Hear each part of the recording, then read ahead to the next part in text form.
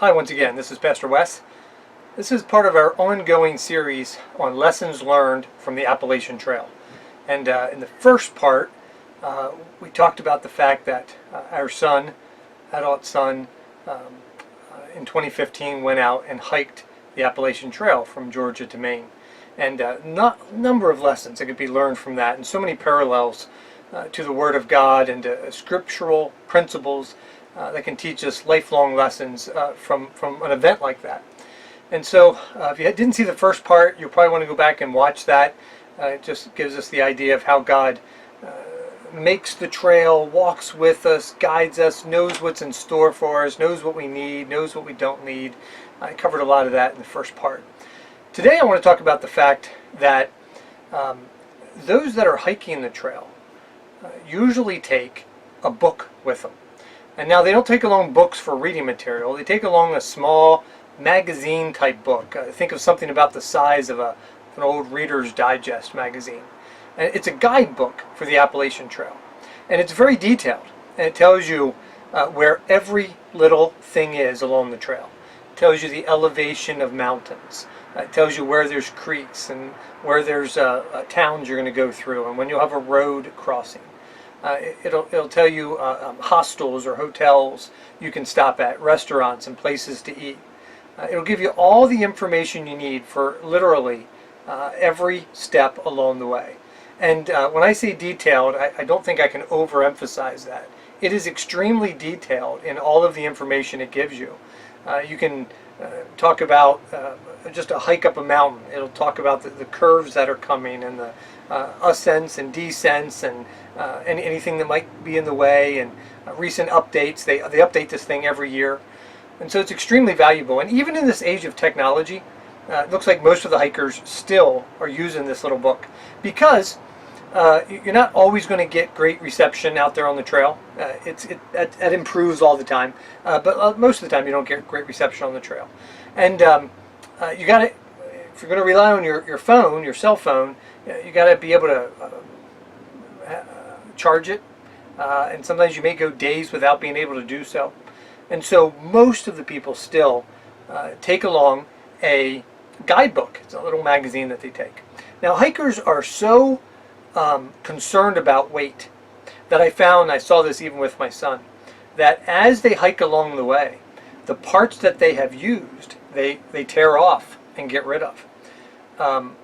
They're doing that to lessen their burden along the way, because literally every ounce counts.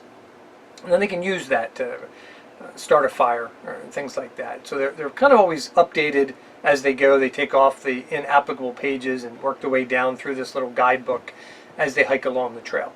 I hiked with Philip, our son. I hiked with him for 3 days. I did it a number of different times, but my longest stint, continuous stint out there on the trail was just 3 days. So he was out there for about 5 months. But 3 days, my brother and I went down to the Shenandoah National Park and hiked along through the Shenandoah Valley with him. If you look at the Appalachian Trail from beginning to end, that's considered one of the easiest parts, as I understand. It wasn't easy for me. It was tough. You know, there were some pretty tall hills to climb. I was out of shape. I wasn't used to doing that. Philip had no problem. He was halfway through the trail just about by then, and so for him going up and down, not a big deal. But for me, it was a challenge. And I know as I'm hiking with him, you know, we'd start to go up and I'd be like, how much longer is this trail? How much longer is this hill? How much longer until we get to our shelter? And he'd reach in, and usually in the side pocket of their pack, he'd pull out this little book. And he'd be able to tell me, it's this much farther. It's just got this much more, Dad. You got to go this much farther. Hikers use this book all the time. It guides their way along the trail. If you spent any time at church and you ever heard a pastor speak before, you know exactly where I'm going with this. God gave us a guidebook for the trail. He gave us a book, tells us where to go. It's pretty detailed. It's something we should be checking all the time. It's something we should be looking at all the time. It's something we should be digging in for the answers to life's questions all the time. The Bible is as applicable and pertinent today as it's ever been.